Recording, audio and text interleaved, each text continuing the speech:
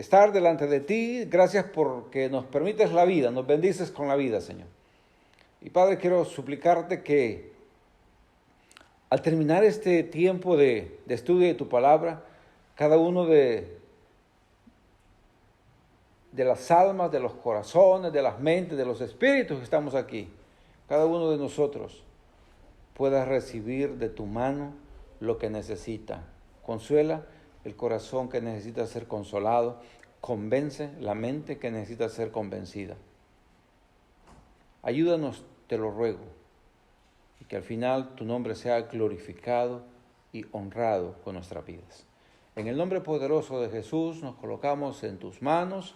Amén y amén. Ok, hermanos. Verso 14 del capítulo 1 de Lucas dice: y tendrás gozo y alegría, y muchos se regocijarán de su nacimiento. Entonces, si volvemos al contexto, ¿verdad?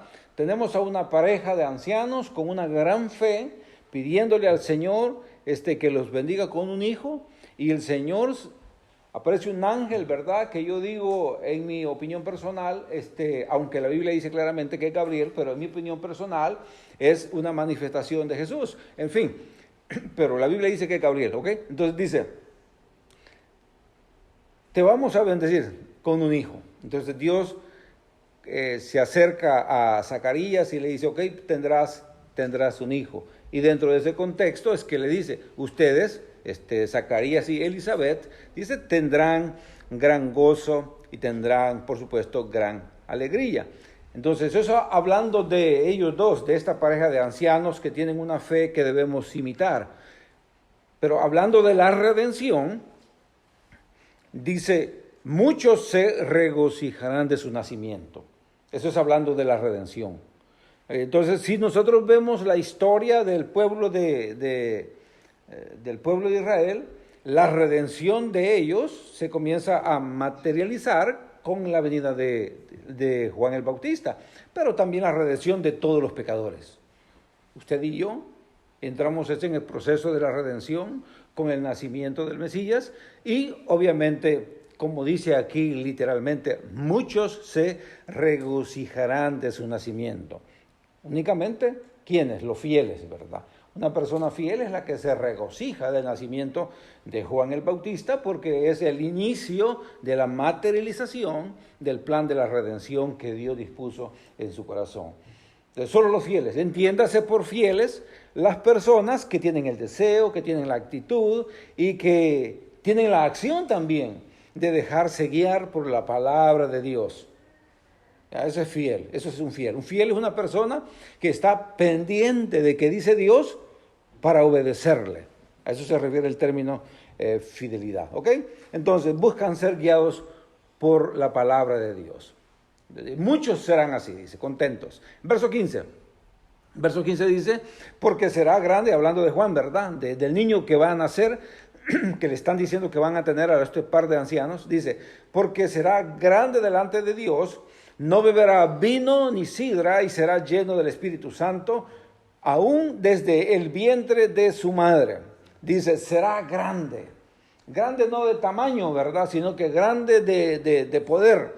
Y que, bueno, Dios dice de Juan algo que es interesante. Dios dice de Juan que entre los que nacen de mujer no se ha levantado otro mayor que Juan el Bautista.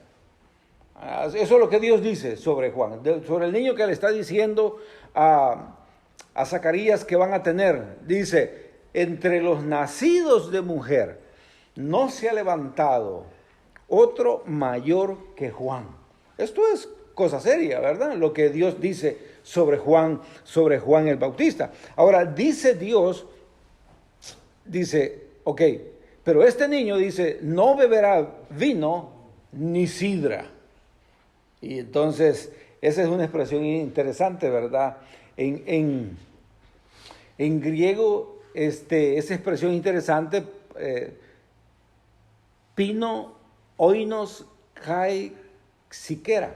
Esa oración, pino, oikos, kai, siquera, es interesante porque cuando nosotros oímos la palabra sidra, usted va a comprar una botellita de sidra y ¿en qué se caracteriza? Que no tiene alcohol, ¿verdad?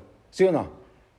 Bueno, aquí no beberá vino, implica nada que esté fermentado. Y no beberá, dice, ni sidra, implica nada que tenga alcohol. Nada. De hecho, las traducciones de la palabra, esta palabra siquera, que es sidra, incluyen cerveza, cualquier otro tipo de alcohol, ninguna bebida que tenga alcohol. Ahora, eso en el Antiguo Testamento tiene un nombre interesante porque se llama el voto nazareo. A eso se refiere, ¿verdad? No toda la gente tenía eso. Juan, este niño que iba a nacer con un compromiso de fidelidad con Dios, hacia Dios. Y eso es este voto nazareo. Ahora, en el Antiguo Testamento, no todos nacían así, pero hablando específicamente de ese voto nazareo, era un llamado a ese niño, a esa persona que iba a nacer, a que viviera en santidad, siempre. Ese era. Y tenían un montón de reglas. No debían hacer esto, no debían hacer lo otro, ni esto, y un montón de cosas. El objetivo de todas esas normas que Dios le daba al que nacía, al que tenía el voto nazareo, era para que pudiera honrar a Dios con su vida todos los días. Ese era el propósito. Eso es en el Antiguo Testamento. Ahora, en el Nuevo Testamento, digamos que si en el Antiguo Testamento esa persona tenía que vivir de manera especial, de una forma diferente, de una manera distinta al resto del mundo. Eso era el voto ese, ¿verdad? Diferente, distinta. En el Nuevo Testamento no aparece ese voto nazareo, no aparece, pero es interesante cuando Dios llama a una persona al cristianismo, cuando Dios adopta a una persona, porque encajan casi todas las normas. El cristiano, usted si es cristiano, es llamado a vivir de una manera especial, de una manera como distinta a los demás, igual que aquellos. Usted es llamado, si es cristiano, es llamado a vivir de una manera distinta a los demás. A eso lo llamamos en santidad. ¿Cuándo? Los domingos no, todos los días. Si usted es cristiano, usted es elegido por Dios para ser luz y faro, un representante de Él, de Dios, aquí en la tierra, en medio del mundo. Lo mismo que eran aquellos. Si usted es cristiano, Dios lo apartó. Dice la Escritura, desde antes de la fundación del mundo, elegido. ¿Para qué? Para que usted fuese un representante de Él aquí en la tierra. Igual que aquellos. Si usted es cristiano, Dios lo perdonó, lo redimió, lo justificó para que usted viva consagrado a Él. Igual que aquellos. Si usted es cristiano, usted es predestinado para vivir como hijo de luz en medio de un mundo en tinieblas, igual que aquellos. No existe el voto nazareo, pero todo encaja en la vida del creyente. Todo, literalmente todo. Aunque no se habla en el Nuevo Testamento de eso. Pero ser cristiano tiene normas que no las doy yo. Las da la Escritura. Gracias a Dios que esas normas no están ligadas a la salvación directamente, porque usted es salvo por fe, no por lo que hace. Pero, ¿cuál es el cuidado, la precaución que debemos de tener? No pensar que las obras no cuentan, porque las obras sí cuentan. Fíjese lo que dice el texto, sigue diciendo, dice que será lleno del Espíritu, serán llenos del Espíritu Santo, hablando del niño de Juan, ¿verdad? Dice, aún desde el vientre de su madre. En el Antiguo Testamento, solo algunos eran llenos del Espíritu Santo. Solo algunos, no todos. Solo algunos. Solo algunos eran. Ser lleno del Espíritu Santo es ser guiado por el Espíritu Santo. Quiere decir que usted hoy puede estar lleno del Espíritu Santo, pero si usted se descuida, mañana ya no está lleno. Esa es la llenura. La llenura no es de hoy para siempre. La llenura es dependiendo de su compromiso, es dependiendo de su fidelidad.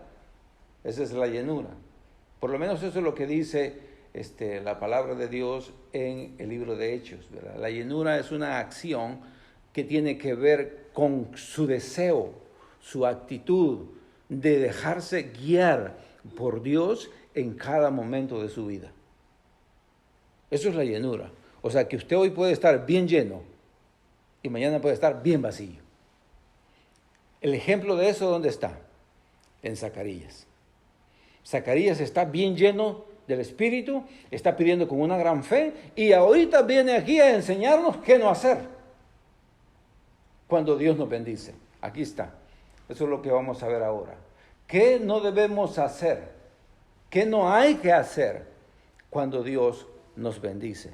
Digo, en el Nuevo Testamento, si tú eres cristiano, la Escritura dice desde que tú naces de nuevo, desde ese momento, ¿qué hace Dios? ¿Qué hace Dios? ¿Qué hace Dios? Pone su Santo Espíritu en usted, igual que aquellos, que no eran todos. Ahora todo cristiano, de acuerdo a las promesas del Espíritu, tiene el Espíritu Santo en él. Entonces, si usted es cristiano y si usted tiene el Espíritu Santo, si nosotros tenemos el Espíritu Santo que mora en nosotros, ¿para qué lo tenemos? ¿Para qué lo tenían allá, en el Antiguo Testamento? Para vivir una vida consagrada a Él, para vivir con fidelidad a Él, para ser llenos por Él, para ser guiados por Él. Ahora, ¿por qué lo tiene usted? Para lo mismo. Dios no puso su Santo Espíritu en nosotros para que nosotros vivamos como queremos, sino para que dejemos que Él nos llene. Digo dejemos, es decir, la idea de esto es como ir a conquistar una tierra. ¿Ya? En el tiempo de los conquistadores, venían en un barco y vamos a ir a conquistar allá. Se metían en la tierra. Los que moraban en ese lugar podían pelear con todo hasta la muerte para no dejarse conquistar. Bueno, la idea de esto es que nosotros, cuando el Espíritu Santo es puesto en nosotros, llega a nuestra tierra, llega a nuestro territorio, que nosotros nos dejemos que Él nos conquiste. Esa es la idea aquí. A eso se le llama llenura. Cuando yo le cedo a Dios todo para que Él guíe mi vida. Por eso parece sencillo, ¿verdad? No, pero eso no es sencillo, eso es lo que más cuesta. Porque todos tenemos recovecos en nuestra vida donde no queremos que Dios se meta. Todos tenemos huequitos por ahí, cositas por ahí, donde no queremos que Dios se meta. Porque yo todo el tiempo ha sido así. Porque esto no le hace mal a nadie. Porque esto nadie sabe. Porque está ahí un montón de excusas. Pero no dejamos que Dios se meta ahí. Bueno, la llenura es cederle a Dios toda nuestra vida, todo nuestro territorio, todo nuestro reino, todo, para que Él lo gobierne. Ese es el propósito por el cual Dios pone su Santo Espíritu en nosotros. ¿Y cada cuánto lo va a hacer Dios? Todos los días. La llenura, por eso es que la llenura se puede acabar. Porque yo todos los días necesito ponerme en las manos de Dios. Yo no puedo vivir ahora bien lleno y mañana asumir que puedo hacer lo que me da la gana porque de todos modos ya estoy lleno. No, cada día yo tengo que ser llenado por el Espíritu de Dios. La palabra llenado es guiado por Él. Todos los días. Todos los días. Por ejemplo, si un domingo usted se llena del Espíritu, viene, canta y dice, esto estuvo bueno y se siente fuerte espiritualmente, pero si sale de aquí y se le olvida y cede su espacio a la carne, se acabó llenura. No se acabó. Para ser lleno del Espíritu hay que permanecer con la actitud de dejarse gobernar por Él. ¿Ok? Verso 16 dice, y hará que muchos de los hijos de Israel se conviertan al Señor Dios de ellos. Este verso está hablando específicamente, este verso no se puede sacar de contexto, este verso específicamente está hablando de los israelitas, de ellos especialmente. Dice, hijos de Israel, así literalmente, hijos de Israel. Y usted y yo no somos hijos de Israel. Dice que ellos se conviertan al Señor. Y es literal, ¿verdad? Hablando específicamente de los israelitas, la iglesia que nosotros pertenecemos, no la bautista, la iglesia de Dios, la iglesia primitiva, la iglesia que Jesús plantó, la iglesia que los apóstoles pusieron las bases de la doctrina, esa iglesia primitiva comenzó específicamente con judíos convertidos. Primero 12, después 70, después 120, después 4,000, después 5,000, después otros 4,000, y fue creciendo. Pero esa conversión, ese inicio de la iglesia, es literalmente lo que dice aquí. Los hijos de Israel se conviertan al Señor. Es literal lo que pasó. Hablando específicamente del pueblo de Israel. La iglesia cristiana comenzó así, con judíos convertidos a Jesús. Verso 17, dice, e irá delante de él con el espíritu y el poder de Elías, para hacer volver los corazones de los padres a los hijos y de los rebeldes a la prudencia de los justos, para preparar al Señor un pueblo bien dispuesto. Antes de comenzar a ver este verso, quiero que vea la última parte, un pueblo bien dispuesto. Preparar para el Señor un pueblo bien dispuesto. Eso es elemental en la vida cristiana. Esa es la conversión, ¿verdad? La conversión tiene siempre este elemento. Cuando una persona se convierte a Cristo, tiene la disposición de seguir a Cristo. Un pueblo bien dispuesto, que nadie lo obliga. De hecho, la Escritura dice, si alguno dice que ama a Dios, ama a su hermano. No dice, no es obligación, pues. Si usted no dice que es cristiano, usted no está obligado a amarlo. Pero si usted dice que es cristiano, entonces usted está obligado a amar a su hermano. Esa es básicamente la idea aquí. Un pueblo dispuesto, bien dispuesto para el Señor, es gente que entiende que Dios es lo más importante y por lo tanto están dispuestos a servirle al Señor, a seguir al Señor siempre. ¿Ok? Entonces, pero veamos algunos detalles de este texto desde el inicio. Dice, e irá delante de él con el espíritu y el poder de Elías. Delante de él. Nosotros, como ya tenemos todo el contexto, nosotros ya sabemos que ese él se refiere a Jesús, ¿verdad? Un nuevo en la fe, al leer esto, puede que no entienda que eso donde dice, e irá delante de él, ese él se refiere a Jesús, ¿verdad? Se refiere a Jesús. Luego dice que ese Juan, o vendrá con el espíritu y el poder de Elías. Entonces, un cristiano maduro también ya sabe cómo era Elías, ¿verdad? Elías era un profeta lleno de poder, ¿ya? Entonces, solo hace falta ver quién era Elías para entender lo que Juan iba a hacer. Juan iba a hacer, ¿ok? Entonces, quizás más adelantito podamos estudiar algo sobre la vida de Elías para poder amarrar un poquito estas ideas, ¿ok? Pero, sabiendo quién es Elías, y sabemos ya pues que fue un profeta así, lleno de poder, ¿verdad? Arrojado, aventado, ¿verdad? Pero el alumno de él fue más aventado, ¿ah? ¿Se acuerdan cómo dijo? ¿Cómo dijo Eliseo? Yo quiero, dijo, el doble de eso, dijo. O sea, más aventado, ¿verdad? ¿Ok? Sigamos. Bueno, fíjate interesante, déjeme leer esto porque dice aquí que irá delante de él con el poder de Elías. Está bien, ¿verdad? Pero luego dice, para hacer volver los corazones de los padres a los hijos. Ahora, esa es una cita que está en Malaquías. Déjeme leerle esta cita en Malaquías. Malaquías 4, versos 5 y 6. Porque eso abre un poquito el panorama de esto. Versos 5 y 6 de Malaquías. Dice el verso 5, hablando del niño que va a nacer. que van a ser con el poder de Elías, con el espíritu de Elías. Dice, he aquí yo os envío al profeta Elías. Vea que está hablando, no es una figura retórica, es una profecía directa. Dice, aquí yo os envío el profeta Elías. O sea, él, no alguien representándolo a él, sino que a él. Yo, dice, envío al profeta Elías. Dice, antes que venga el día de Jehová grande y terrible. Ok, ¿cuál es el día grande y terrible? Ese es el tiempo del fin.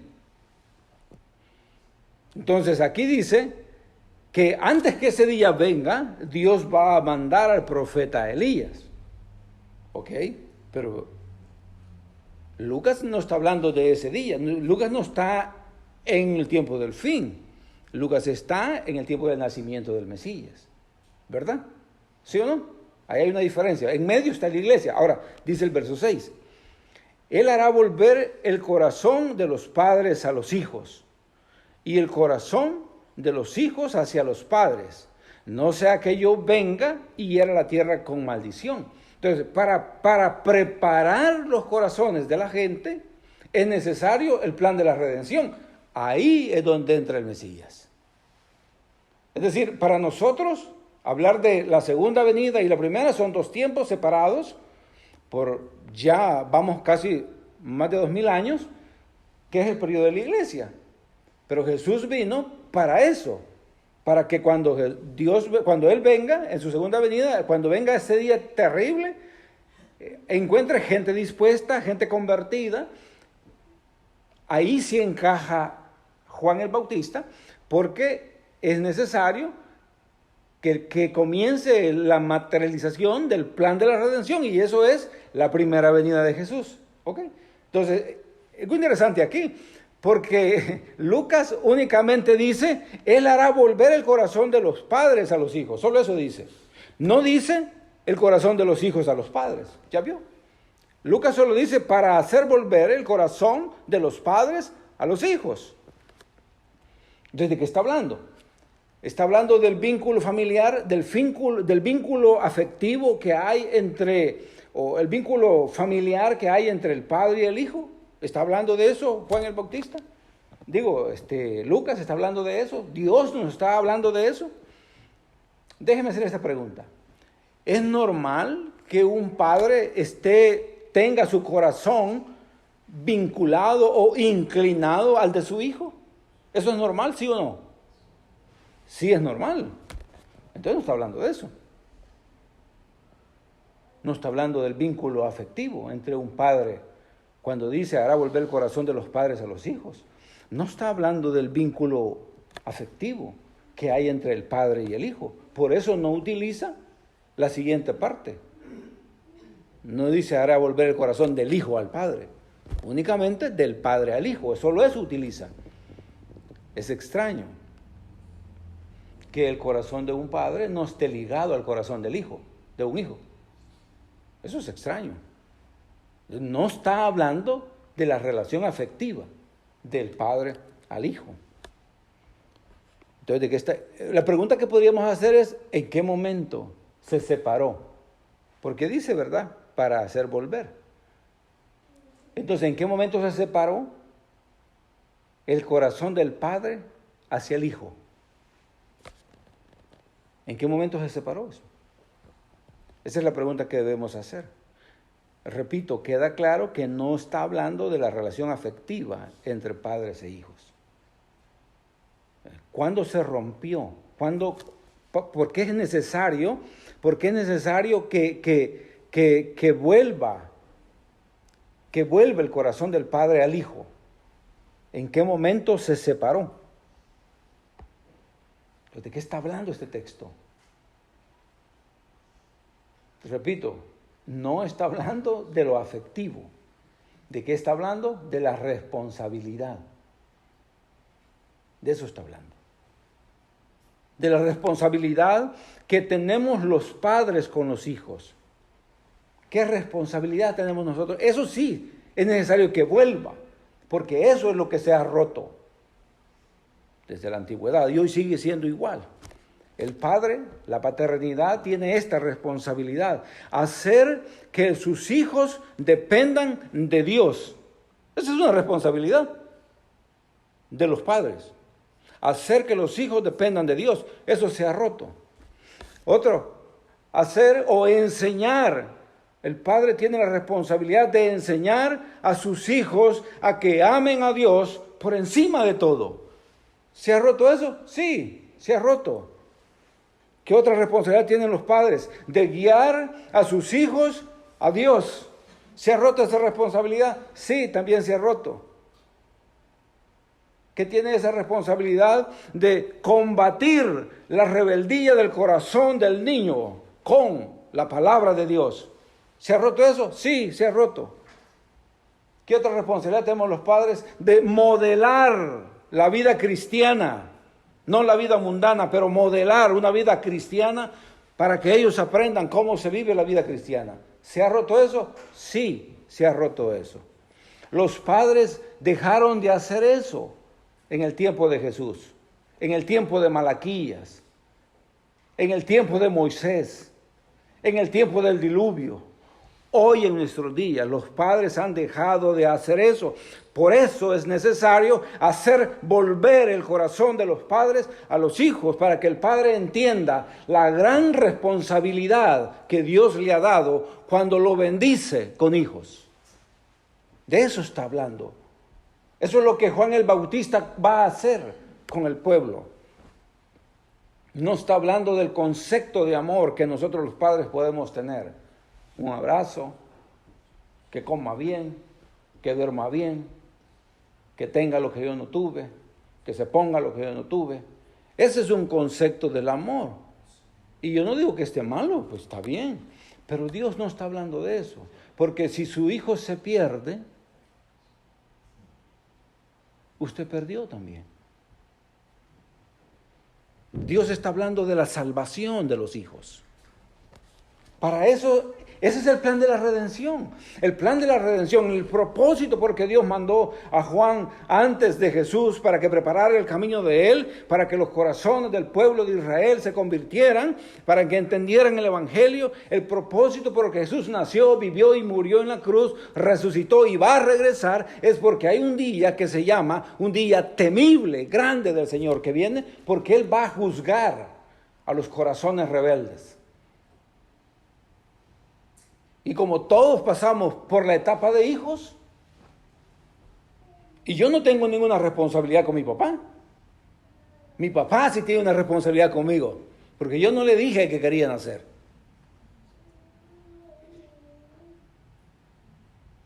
Y mi responsabilidad mayor, superlativa como padre es que mi hijo conozca a Dios, no todo lo demás. Todo lo demás está bueno, pero no es el propósito. Fíjese que después de decir que Él va a hacer volver los corazones de los padres a los hijos, Él dice de los rebeldes, a hacer volver el corazón de los rebeldes a la prudencia de los justos. Esa es la conversión. Es lo mismo, esa es la responsabilidad nuestra, hacer volver un corazón rebelde con el que se nace a la prudencia de los justos. Ese es entender quién es Dios. Es decir, el punto aquí es que nosotros los padres entendamos que es más importante la salvación de nuestros hijos que todo lo demás. Ese es el punto, eso es lo más importante. Entonces, dice él, ¿y para qué todo eso? Dice, para preparar al Señor un pueblo bien dispuesto. Para que nuestros hijos estén bien dispuestos. Si el Señor llega a venir, que encuentre a un pueblo bien dispuesto. Ese día ahí van a estar nuestros hijos si nosotros entendemos nuestra responsabilidad. Ese es el objetivo, preparar un pueblo dispuesto para el Señor. Que no sean como muchos de nosotros, ¿verdad? Que venimos a la fuerza a la iglesia. Que estén dispuestos. Que no sean como nosotros, que no leemos la Biblia quizás. No, que estén dispuestos. Que no sean como nosotros, ¿verdad? Que solo pensamos en la salvación. Solo pensamos en Jesús como Salvador, pero no nos gusta la idea de Jesús como Señor, porque Jesús como Señor, Él dice, y nosotros tenemos que brincar, Él dice rana y nosotros un brinco porque Él es el Señor, Él es quien manda. Entonces, el pueblo normal, el pueblo moderno no está dispuesto cuando escucha al Señor decir algo. Momento hay. Como Salvador, sí, Él me salva. ¿Quién no entiende eso? ¿Quién no entiende que Él me salva? Lo que cuesta entender es que Él es quien manda. Él es Señor. O sea, las órdenes las da Él, no yo. Quizás, no me quería meter en esto, pero un par de preguntas, pues, solo para meditar un poquito, ¿verdad? Dios nos bendice con hijos. A la mayoría, pues, gracias al Señor. Dios nos bendice con hijos. Entonces, según esto, los hijos traen una enorme responsabilidad para nosotros como padres. Entonces, para prepararlos, ¿verdad?, en su vida espiritual como seres humanos, en su vida espiritual. Prepararlos, criarlos para que sean fieles al Señor. Para que les sirvan de corazón, con un corazón dispuesto. Entonces la pregunta es esta. Si ya criamos hijos, la pregunta sería, ¿dónde están nuestros hijos? Y no quiero oír respuestas, ¿verdad? Pero esa es la pregunta. La otra es, si está criando hijos, ¿cómo lo está haciendo? Porque aquí hay consecuencias en esto, espirituales.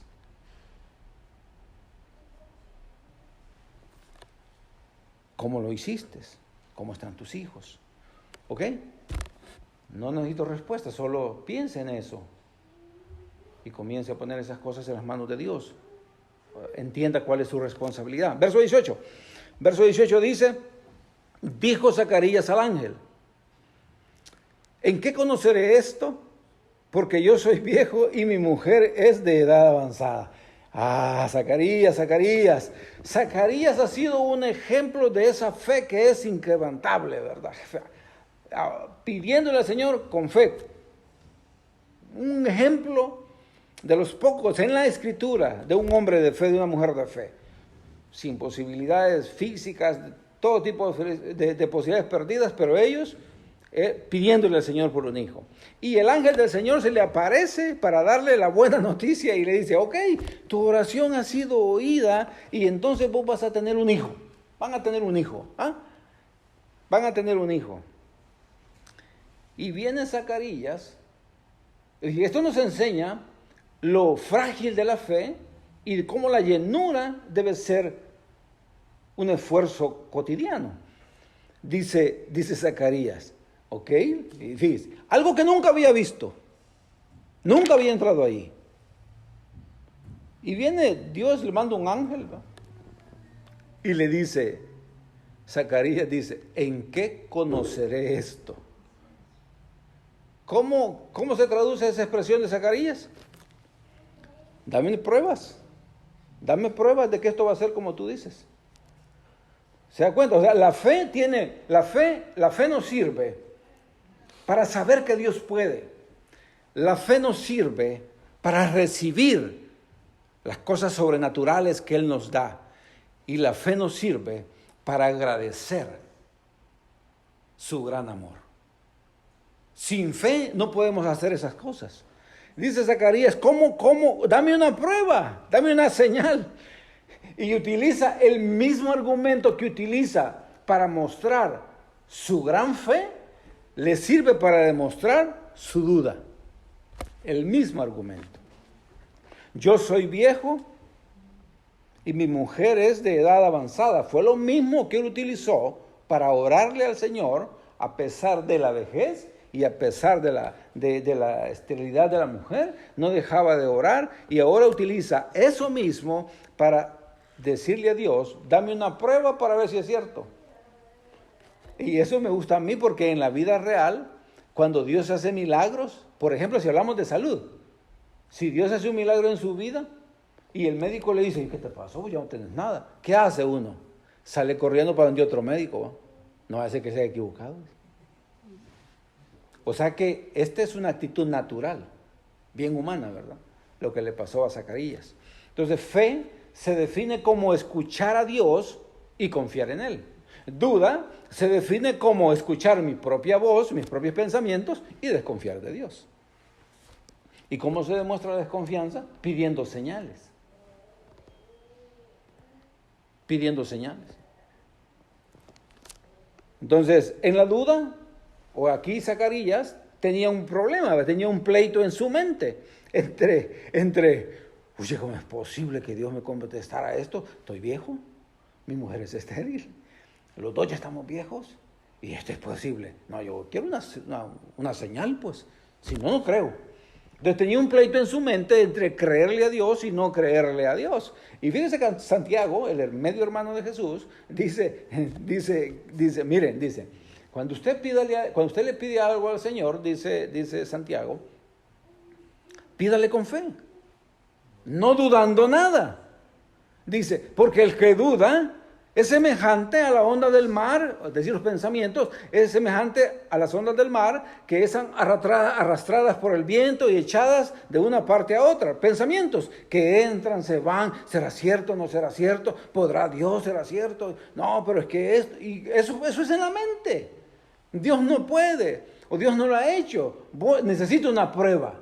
Necesito una señal. Eso es exactamente lo que dice Santiago. Y luego dice Santiago, no piense, el que duda, no piense que recibirá cosa alguna del Señor.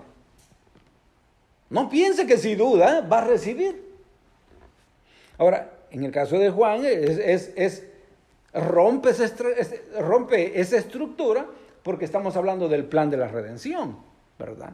Entonces, pero si aprendemos, primero, que el que duda no puede declarar las maravillas de Dios.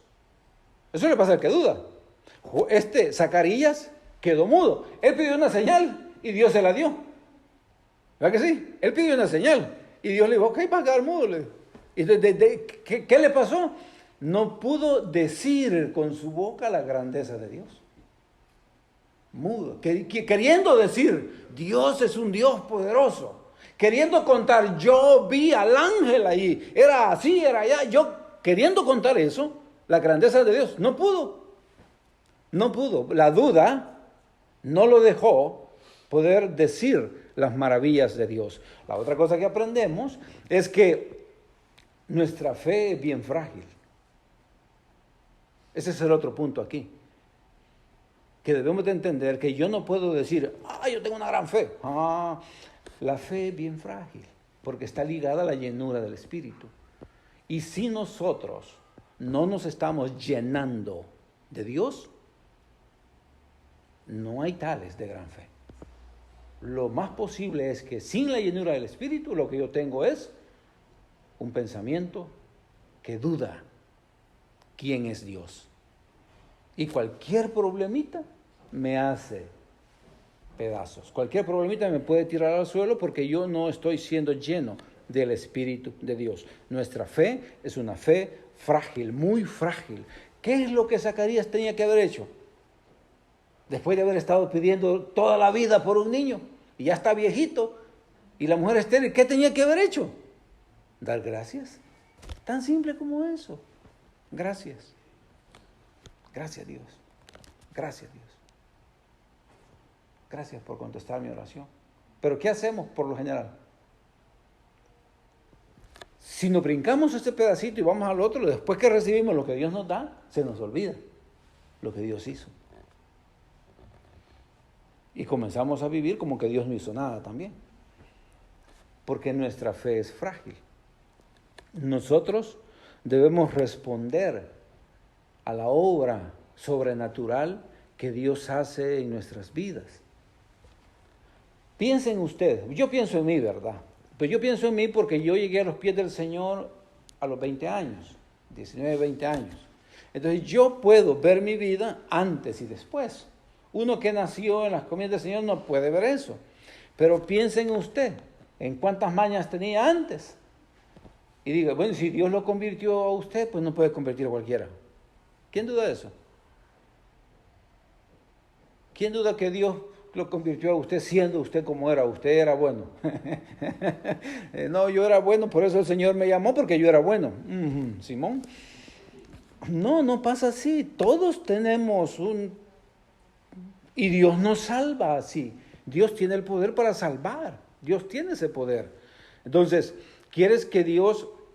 El problema nuestro, creo yo, con la fe, con cómo respondemos a la obra sobrenatural de Dios, es que de alguna manera, humanamente, queremos que Dios nos explique cómo es que Él va a hacer lo sobrenatural. O queremos que Él nos mande una nota y nos diga, esto es lo que voy a hacer paso a paso para yo creerle. Y una cosa debe quedar bien clara, es que nosotros los seres humanos somos incapaces de entender humanamente lo que Él hace de una manera sobrenatural. No lo vamos a entender. Siéntese y diga gracias. Eso es lo que tiene que hacer. ¿Cómo tal persona se convirtió? ¿Cómo tal persona se sanó? Bueno, porque Dios es un Dios de milagros. Dios es un Dios poderoso. No cuestione a Dios, simplemente dele gracias. Pero Dios está interesado en su vida. Y eso es lo único que podemos hacer y debemos hacer. Honrar el nombre de Dios porque Él nos hace bien. Y mire, esto es problemático porque nosotros pensamos en cosas, a saber en qué cosas pensamos. Pero piensa en una mujer que piensa que no puede tener hijos y luego tiene un hijo.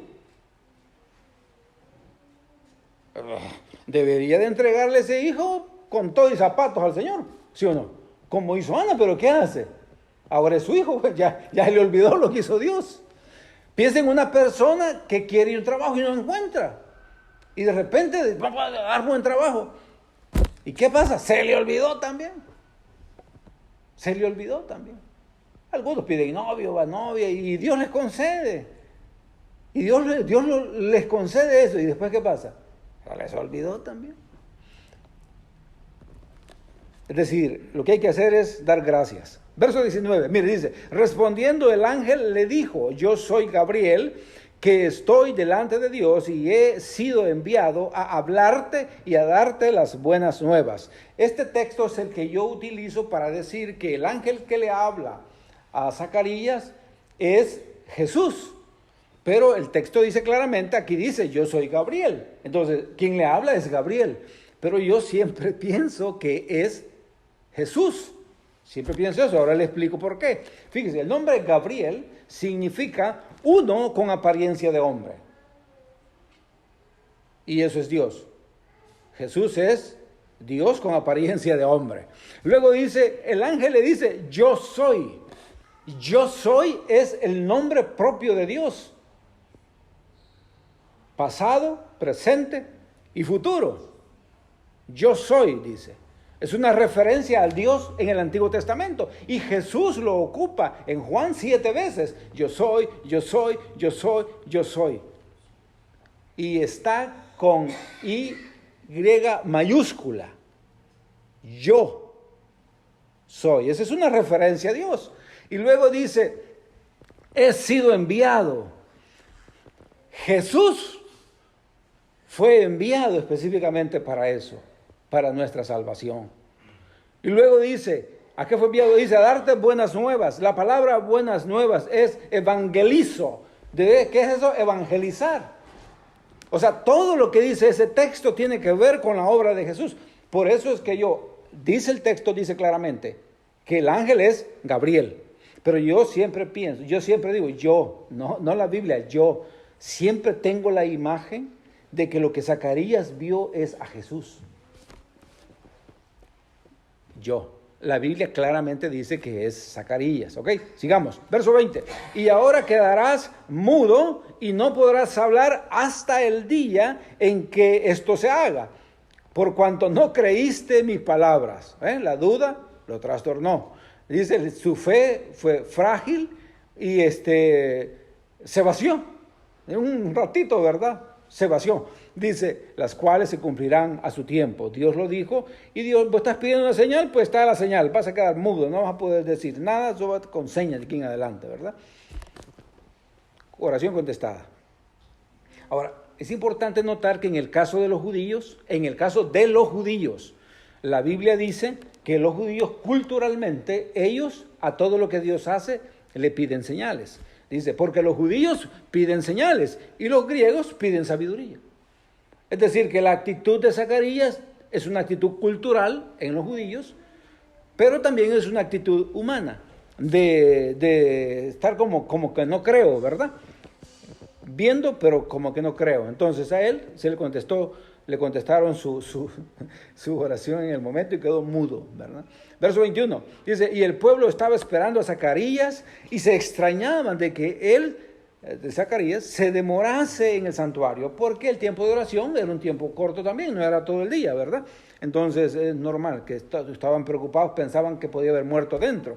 Verso 22 dice, pero cuando salió no les podía hablar, ¿ya? Oración contestada. Y prometía, no les podía hablar. Y comprendieron que había visto visión en el santuario y él les hablaba por señales y permaneció mudo, ¿verdad? No pudo glorificar a Dios con su voz, no pudo contar todo lo que había visto por la duda. Verso 23 dice, cumplidos los días de su ministerio, se fue a su casa, mudo, ¿verdad? Para su casa. Verso 24, después de aquellos días, concibió su mujer, es decir, después de que llegó a su casa, ¿verdad? Concibió su mujer Elizabeth y se recluyó o se encerró en su casa por 5 meses diciendo, el verso 25, ¿verdad? ¿Por qué se encerró? Una pregunta, ¿verdad? Acostúmbrese a preguntar. Cuando lea y pregunte. Esa es la manera de aprender. ¿Por qué se encerró? Bueno, las mujeres hoy día tienen la costumbre que cuando quedan embarazadas y cuando no pueden tener hijos o han tenido problemas para tener hijos y de repente saben que están embarazadas, las mujeres hacen algo. ¿Qué hacen? No le cuentan a nadie, ¿verdad? Se quedan chito, calladito. ¿Por qué? Porque están esperando que pase el embarazo, que el embarazo madure, para decir cuando ya están seguras de que están embarazadas. Entonces ella se encerró esperando estar segura de que estaba embarazada. ¿Qué era eso? Una acción natural, pero también desconfianza. Es lo que Dios había hecho. Los dos tenían una gran fe, pero la fe de ellos fue frágil ante la mano poderosa de Dios. Y luego mire el verso 25, con eso terminamos. El verso 25 dice, así ha hecho conmigo el Señor en los días en que se dignó quitar o mirar mi afrenta entre los hombres. A los 5 meses salió y dijo esto. Ahora, mire, esto es realmente, ahí ya estaban llenos de nuevo, ¿verdad? Ahí queda claro de que ya estaban convencidos del poder de Dios. Y yo creo que esta narración, así como nos muestra esa fe fuerte, nos muestra la necesidad de permanecer en Dios para que nuestra fe no flaquee, la fragilidad de nuestra fe. Entonces, pero esto creo yo que el centro de todo esto es entender que Dios es un Dios de milagros, que lo he venido diciendo, que Dios es un Dios poderoso, que la Escritura lo dice, y que nosotros podemos confiar en Él a pesar que las condiciones humanas no nos ayuden a ver eso. O sea, si yo pienso que Dios es un Dios poderoso, entonces yo debo entender que Dios está atento a mi dolor. Yo debo entender que Dios no solo está atento a mi dolor, pero que Él está atento a las heridas que llevo cargando. Yo debo entender que Dios está atento a mi vida, como a la tuya. Dios está atento a la vida de sus hijos. Si tú eres un hijo de Dios, Dios está atento con lo que pasa en tu vida, con tus problemas, con tus sueños, con tus temores, con tus dolores, con tus anhelos, con tus deseos. Dios está atento de eso. Semejante cosa es pensar que Dios, que mandó a su Hijo para salvarme, ahora yo no significo nada para Él. Eso no es cierto. Dios está atento a todo lo que pase en mi vida. Y Dios está tomando notas. también. Y eso no se me puede olvidar a mí. Yo tengo que vivir la vida recibiendo lo que Dios me da con agradecimiento, porque sé que la decisión de Él siempre es mejor. Pero Él ha prometido no dejarnos solos. Yo estaré con vosotros todos los días hasta el fin del mundo, lo ha dicho Él. Está bien creer que Él puede, que es un Dios de milagro, pero creer que Él todo el tiempo está conmigo es mejor, a pesar de. ¿Ok? Pónganse en pie, vamos ahora.